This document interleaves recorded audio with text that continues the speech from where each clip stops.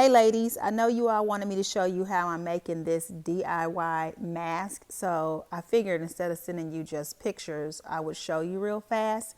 It is like super duper simple. I'm also going to send you the TV story that they ran on some channel, and it'll make sense. But this is just the bottom of a t-shirt. It started out like this. I'm trying to hold this with my phone, so I'm kind of doing this one-handed. But this is the bottom of one of Eric's t-shirts that I just cut the bottom off. I'm going to say it's probably about, I don't know, probably about 8 inches if I had to guess at the bottom. So I just cut it right across the bottom as even as I could. I'm getting better at that because this is about to be the 6th mask that I've made. And then once I cut that part off, now in his case, because his shirts are larger, I can cut them in half and make 2 masks. So I just cut it right in half. And then essentially what I'm going to do is cut a box out of each side. So I don't know if you can see this, but just imagine me, I'll do it now. I'll cut a square here on this side, straight line, trying to sort of cut it even. And then I'll cut on this side, I'll cut another line here, cutting the box here. As you can see, I'm holding this with my phone, so I'm gonna have to clean this one up, but I just wanted you all to actually see me do it live because I was a little confused when the guy did it. And then I'm gonna just cut that middle piece out. The part I just folded up, I'm gonna cut that out. And when I get done, it's gonna look like a little box, just cutting it out. So you can see me cut that part out there.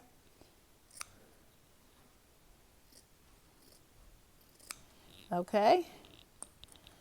And when I'm done, it just looks like this. All right, so this becomes the first part of the mask right here.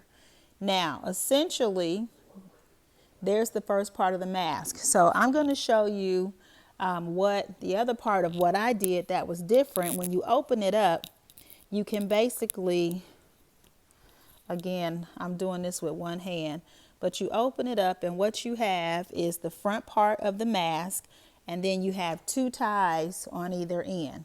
Okay. Now here's the second part of what I'm doing that has made it a little bit different. And since I talked to y'all, I got a little bit more involved with it.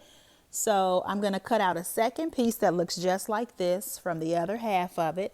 I'm going to lay it on top, and then I'm going to hot glue the bottom only on one side. If you want to, you can hot glue the 4 flaps down too, but leave the top part open so you can slip a paper towel in the middle, and it's going to look like this when I'm done. So here's one I had made already. It started curling up a little bit, FYI. If you're that neat, you can iron it, but when I got done with it, it looked like this. It's got 2 sides, front side. The side of it is open. I did end up gluing the sides down just so it could make it a little bit easier to tie. And then the top part is open, like I mentioned. Let me flip it over. Top part open. And I put a little paper towel. It creates like a pocket. Paper towel up top. I didn't worry about fusing the sides. If you want to, you can fuse the sides and just slip the paper towel in. But essentially now what you have is a pocket. So when you close it up, it looks like this.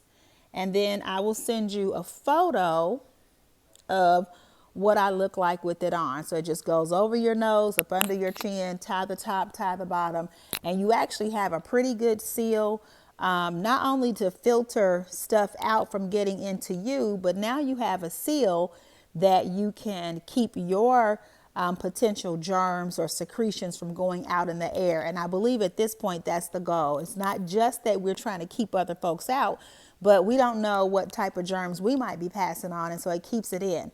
So the beauty of this is when you come back in the house, if you go out in public, you could take the paper towel out, that's the filter piece, throw it in the garbage, and then wash your mask. So if I were you guys, I would make a couple of these. I'm doing a bunch at home. Y'all know me. At some point, I'm going to start blinging them out, going downstairs, seeing what kind of decorations I got. I know I got push pins and stuff that I can write on them. But this was just something really easy that you can do to make a mask. Okay, ladies, love you. Stay safe out there. Bye.